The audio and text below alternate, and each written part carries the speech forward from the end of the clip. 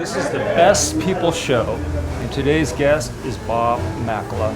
Bob, my audience doesn't know who you are, so tell them a little bit. Does the audience know who you are? They do know. Okay, then I'm your brother. Okay. Is that all right? Can I say that? You can say that. I am this guy's brother, older brother. I know we all got friends out there that we can call our brothers.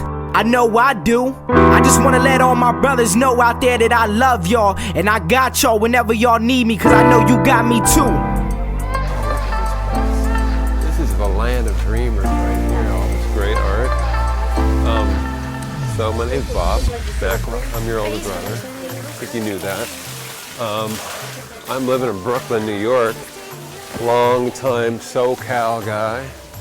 And now got married in October of 2014, and a month later moved to Brooklyn, New York for the first time. What brought me to Brooklyn? Yes. Wait a minute, look at this guy. See that dude? It looks like Vermin Supreme. That's one of the projects I'm working on. Let's get a shot. So who's Vermin? Vermin Supreme is a guy who's been running for president every presidential year since 1992. He runs for president with a rubber boot on his head. He's got a big Gandalf beard. He's a performance artist. His platform is free ponies for every American, mandatory toothbrushing laws, and harnessing the power of zombies to solve our energy needs. Anyway, so he was chapter 9 in a book that I started a publishing company about 6 months ago called Bobtimystic Books. And one of the first books we published was called The Candidates, Running for President This Way When Nobody Knows Your Name. So chapter 9 of The Candidates is Vermin Supreme. And that's how I know who that guy is. Anyway, since meeting Vermin Supreme, we've become, I don't know if we become friends, but anyway, he's got a book, a novella that he wants to publish, and I'm going to publish it for him. It's called I, Pony, Blueprint for a New America. And that's one of the next round of books we'll be publishing. I've done 5 so far, and we're going to do another 5 or 6 later this summer. That's one of the things I'm doing. Also a freelance writer. I got a bunch of magazine articles I've done over the years. I got 2 I'm working on right now. Okay, and you just started writing? I've written scripts off and on over the years. Haven't really finished a screenplay in 10 years, but there was a time in my life where I was a paid screenwriter. So I'm just started writing what I hope will be a web series that I can make myself called Green Thumbs. Green Thumbs, Check it out. okay. It's got a good concept, good name. Preview. Just a preview. I'm not going to give you any more details on that. Okay. Doing freelance writing, new publishing company, script for a web series. That's what's on my plate right now. In addition to trying to be a good husband, my new wife of nearly 2 years. 2 years you've been married, coming up on October 3rd, 2-year anniversary. Yeah. Oh, there's great art here. Hopefully this stuff is showing up in the music up there. Yeah, let's stay away from the music. So we were talking about today,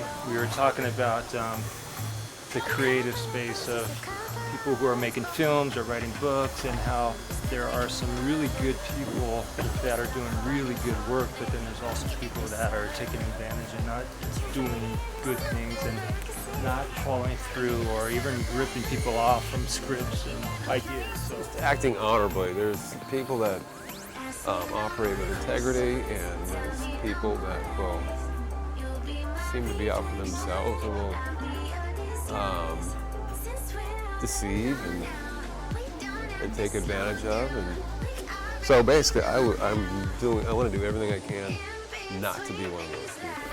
I want to act with integrity and honesty in my business dealings.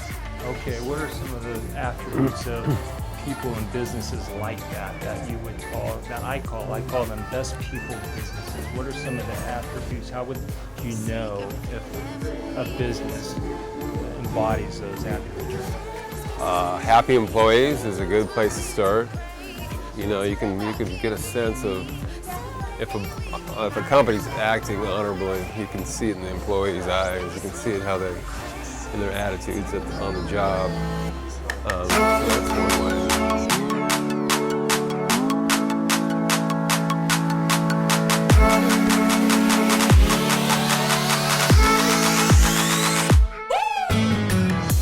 Just being the kind of employer or coworker that you can trust. Being the kind of employer or collaborator that you can believe in. I've done a lot of handshake deals that have come back to bite me in the ass. So, and you can trust people, but it's also important to get stuff in writing and finding out. And find people that are, I don't know, everyone's got gut instincts about people and get a feeling about somebody, and I don't know. I hope that I can tend to trust people first until I got burned. So hopefully I can continue operating from that perspective, because I think most people are good. When I give most people the benefit of the doubt, I don't want to be the kind of collaborator that inspires whoever I'm working with. Those are some of the goals. So give me an example or tell me a story about someone that you've had a good experience collaborating with, someone that you worked with and you produced some great work with them. Oh man, good question. Well, I don't know about great work. It's hard for me to recognize anything that I've done personally that feels great at the end of the day. But I mean, just like this book, the candidates for one thing. Okay. I worked for this guy. I worked down the hall from this guy 20 years ago. And about a year ago, I saw he'd written on Facebook about this trip he was taking around America, interviewing people running for president.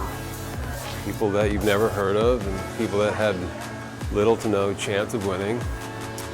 And I saw on Facebook that he put the word out, does anybody out there know of any book designers, and help me get this thing done. So I told, his name's Craig, I told him I'm starting a small publishing company, and if you can't find a big publisher to give you a big advance, I'd love to help you out with this. And so really love the book, love the writing. It's gotten lots of great feedback. So that's one example. And everything from, that's a current example of something I feel good about, to I was in college my last semester at UCLA. I had an internship at LA Magazine and got to know the editor, and just a great guy, and he ended up hooking me up with my first 2 or 3 writing jobs after college, and still remains a guy that's, we're Facebook friends to this day, 35 years later, and good guy, somebody I respect and admire. So there's plenty of people like that along the way, and I like to dwell on the positive people instead of the handful of not so positive experiences I've had.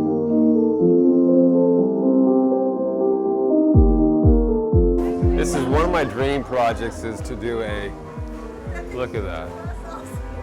People get happy around the VW bus. It's instant joy. So when I had my bus, I remember distinctly there was a moment, I was traveling around America for 2 years in this bus, and driving down this little windy road in Rhode Island. I come around a turn, and there was like a young girl 100 yards in the distance, and she sees me coming around the bend. She's like just starts dancing in the street, just so happy to see that bus. My bus wasn't painted like that, but so I would love to do a documentary one day about Volkswagen buses. Then tell my story of my bus experiences, but also the big picture is this car. So many people have a VW bus story. They either had one in their life or they had a friend that had one. Everyone from Sean Penn in Fast Times at Ridgemont High. Jewel used to live in one of these things. I feel like every month or two I hear a story about somebody well known who had one of these. Or Zach Galifianakis has got a great documentary where he's traveling around in his yellow and white VW bus doing a comedy tour. So there's something about these cars that is like makes people happy. And I've had so many happy times in my own Volkswagen bus that it'd be cool to combine I got a lot of great photos, I got cool footage. I had 1 week where I was bar hopping in America for 100 days for a book deal I got to write a book about the experience. And at the end of the trip, I started picking up hitchhikers. I picked up about close to 10 hitchhikers in a week. I had 3 different hitchhikers in my bus at once.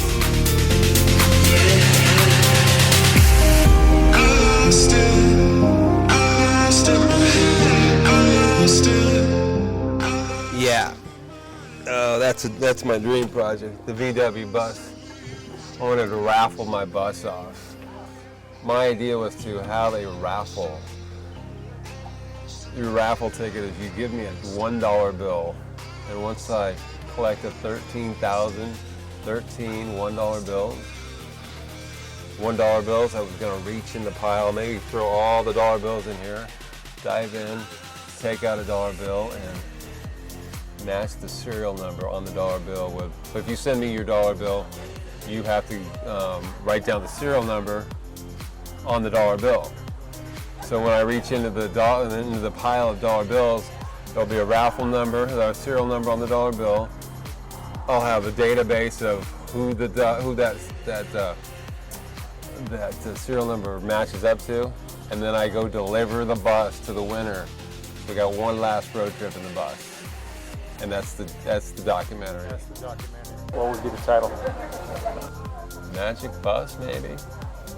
We talked earlier about creating this community. If people wanted to do some work with you, and they wanted to hire a writer, or if they wanted to, tap into your creativity, where could they find you, and what advice would you give them to be part of this community? Well, what I want to do with Bobtimystic Books is I want to build a company where people who have a story and a dream of publishing a book can come to me, give me your manuscript, and I can do everything from design the book, edit the book, give you feedback on the content, and get it printed, and then we become 50-50 partners on profits and marketing. So like I said, I've done 5 so far. We'll do another half dozen this year and grow from there. So how do you contact me? Bobtimysticbooks.com. Check it out. And if you don't know how to spell Bobtimistic, you can also go to Optimistic Books. I got that domain.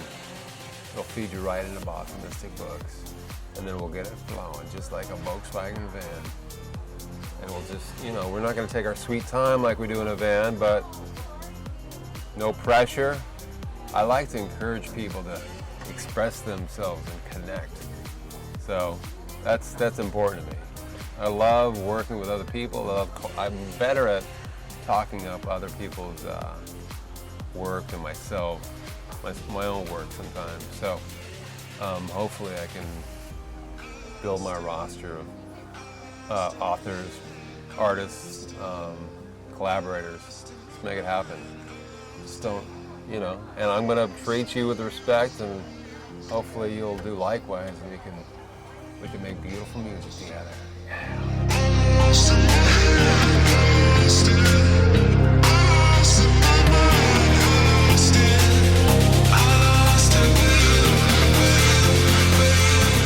Come on. What about about whoever's watching this video, if you have a great VW story, post it in the comments below, and then submit them to Bob, and then maybe there'll be some Like an oral history of the Volkswagen bus. part A of the documentary. website, book. We can just collect our favorite VW bus And I'll stories. submit mine. I know we Yeah. have some friends, Greg and Tom. Oh, maybe that's it right there. That's a book. The VW bus story. Yeah, I like it. So there you go. So we're going to wrap up this episode of the Best People Show.